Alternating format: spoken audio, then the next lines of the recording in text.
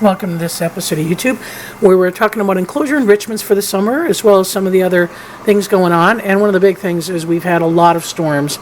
So if you're watching the webcams, apologize, but lightning strikes, trees come down, power goes out, and we were out for several hours at a time. Even yesterday on the 4th of July, we had a storm move through, and then 3 more power outages for the day. So 4th of July was kind of festive around here. You can tell how humid it is by just the haze that's in the air here. We did an enrichment that was snow from last winter that we saved in the freezer. And we did a little bit of raspberry juice to make it red. Raspberries has been one of those things that wild wolves, as well as captive wolves, when they get a chance to have raspberries adjacent to the fence, they like to pluck and pick. So we know that that's a favorite for them. But give them that opportunity to have a little bit different stimulus. But, and obviously the public is at the window watching. But more importantly, Bolts is down. The Arctics are there, Aden is there, they're all intermingling, and we do not see tucktails, we do not see competition, we do not see anxiety. This is the calming time of the year when typically wolves are more interactive, a little bit of a tucktail with Aden when Bolts came around him here, but that's the associations that, again, we see in the summertime, quite calm. As a matter of fact, Aden and Grayson have been sleeping together quite frequently, and it's really Grayson who initiates it. So we know that Aden, even though he's no longer leading this pack, he still has a place in this pack, and we're watching that very closely, and we'll talk about that at our next webinar on July 13th. We'll talk about fall transition. But obviously some of the other enrichments we always do is beaver tail popsicles, and those are great opportunities to cool down wolves, allowing them to lick the ice until they get down to the beaver tails. So that keeps them cool, keeps them occupied, keeps them distracted from some of the insects and bugs and things that might annoy them to the point where they want to just go up in the woods and not deal with it. And that's part of our summer exhibit. So it's a daily thing for us. Wolf enrichment happens every day at noon. And I've said this before, canids have a disadvantage because they've evolved to have a winter coat, which is great for winter, but in the summertime, that winter coat is insulating. Even though they've shed out the undercoat, they still have the long guard hairs, and they don't have sweat glands in their body, so the only way to cool themselves is through panting, and anyone who steps outdoors in humidity knows that very little evaporates on a high humidity day. So I can take hot and dry weather and the wolves do fine, take hot and humid weather and the wolves are having problems. So in addition to having weather issues, we've been watching Aden, how he's interacting, obviously behaviorally, but also physically. We've noticed him in 2 weeks ago starting to have some issues with vomiting. Obviously, wolves sometimes eat grass, and that grass helps process things, either bringing things back up through regurgitation or defecation. Grass is non-digestible by wolves, so it is a cleansing kind of thing. So obviously it's part of life for canids. Something doesn't sit right with them, they eat grass and vomit. Well, Aden was doing something a little bit differently in that anytime we gave him meds, he was vomiting up his meds, and so he wasn't keeping food down. That's a problem. So we ended up starting him on some antibiotics, and he started feeling quite a bit better.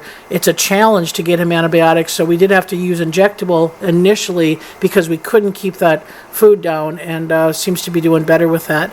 We're also using the mister, thanks to Anna Kahan's donation. This has been a huge bonus for the wolves this summer.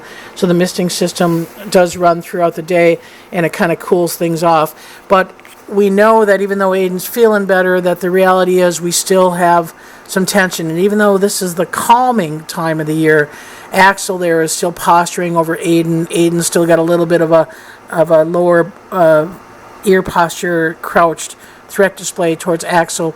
Aden also, as you can see, he looks up towards the woods, and that's Bolts coming out of the woods, and that intimidates Aden. So we are in the planning stages, how Aden's going to transition out of this pack. We know that we have to be cognitive about Grayson, because Grayson, seeks out Aden when things get intense. And the biggest antagonistic relationship we have right now, in addition to Bolts and Aden, is Denali and Grayson. Denali is hard on Grayson sometimes, chasing him, poking him, intimidating him, and I don't know how Grayson's going to respond without Aiden. So even though Aiden's not leading the pack, Aiden's presence, just by the mere fact that he was a pack leader for the last 7 years, and he was the one who really created the bond for Grayson. That's on our minds when we're making this retirement plan. So first and foremost is Aiden's health. Second is Aiden's psychological state. Third is Grayson's psychological state. These are the top 3 things that have to be assessed and reassessed. And on a daily basis, we have to be diligent in looking at relationships, looking at intimidation, looking at physical issues. How long are urinations? I mean, how are, animals interacting? So the surveillance camera does a great job, and here are the 2-year-olds just being 2-year-olds. That's Axel kind of play-bowing. Grayson's got a scruff bite on him, but here comes Aiden right with him, tail wagging, even though Axel's a little intimidating to him, he's right there, and he's interacting, and probably because it's Grayson who's got the higher tail, that helps Aiden's confidence a little bit. He does a little bit of a play brow, a ride up, a jaw spar, and again, Axel responds in a low body posture, tail wagging a little bit fast, which means a little bit of conflict. Aiden turns his back to him, his tail goes down, but still not, again, fearful of him, but definitely intimidated a little bit when Axel's behind him. Not that way at all with Grayson. So I want to be mindful of those relationships, and again, I want to make sure that Aiden is psychologically ready to be out of the pack, and here he's feeling good. And so this is the other thing too about watching that physical state. We know that hormones are a problem, and this is summer, it's supposed to be calming, and here's Axel doing a little bit of a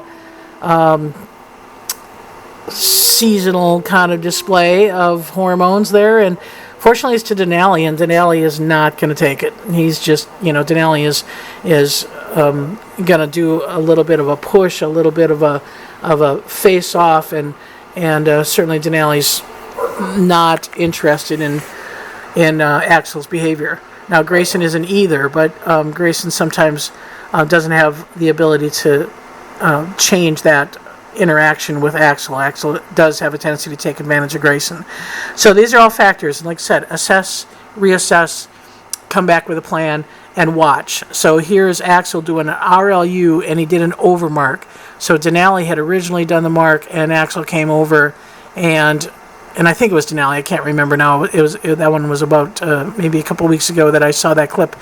But I used it because I wanted to show you the difference between confidence and lack of confidence. And here's Aiden squat urinating, really looking around for where everybody is. When you've lost status and you're low ranking, you're going to get to as low to the ground as possible and try to avoid being noticed. And the other problem that we have is we think we might have a urinary tract infection with Aiden, with the problems that he has difficulty in urination, and so we're trying to get a urine sample on him, and that's added problems because he goes so low to the ground.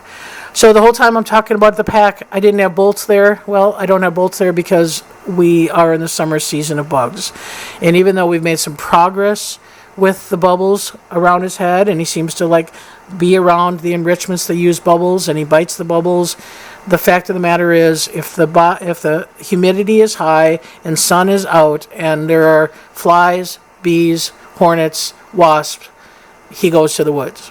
And so if it's cloudy and it's not buggy, if it's windy and it's not buggy, he'll hang out. He'll hang out on the edge, and that's actually kind of where the mist floats, is where he's lying right now. I have had a chance to brush him since this clip, so he's definitely got less hair. Brushing is an ongoing thing. For Luna, we want to get rid of that hair. More importantly, for her, is because that dark coat heats up so quickly, and so trying to get rid of that undercoat is real important. And it comes out in sheets, so normally it doesn't brush out like a dog. When we actually go against the grain and they lift, there's just sheets and sheets of hair that lift out when she's blowing her coat. So that's something that we're doing on a regular basis. She's actually down to about 105 pounds an hour. Our target goal for her is about between 95 and 100. here, so we're working on that. The new diet is working well, and she's adjusted to it, and certainly taking advantage of the misting system, which actually has some wind that carries into retirement. So where she's lying, she's about 4 feet away from the misting system, and it actually comes through the fence line there and cools off that soil for her. So that's really, really helpful.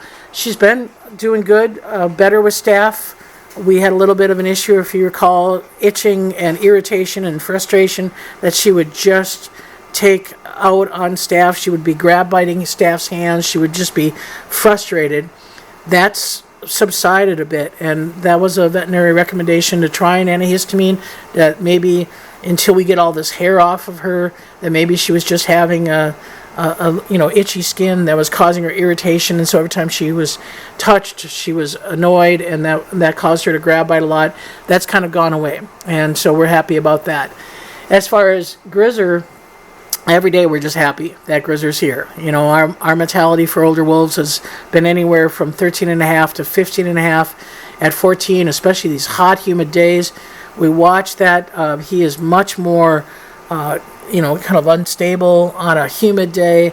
We moisten the soil. We try to keep the vegetation alive and shaded, but wolves sometimes get in the way of that with biting off branches. But every effort we can to make him cool and comfortable is how we want to manage his the rest of his life. So again, if you want to learn more about Luna and Grizzer, we are going to be broadcasting the July 13th Superstition webinar from retirement with Luna and Grizzer, and we will spend some time talking about some of the superstitious myths about wolves, and we thought what better place than to spend it with Luna and Grizzer in retirement. So if you want to register, just log in to wolf.org under programs.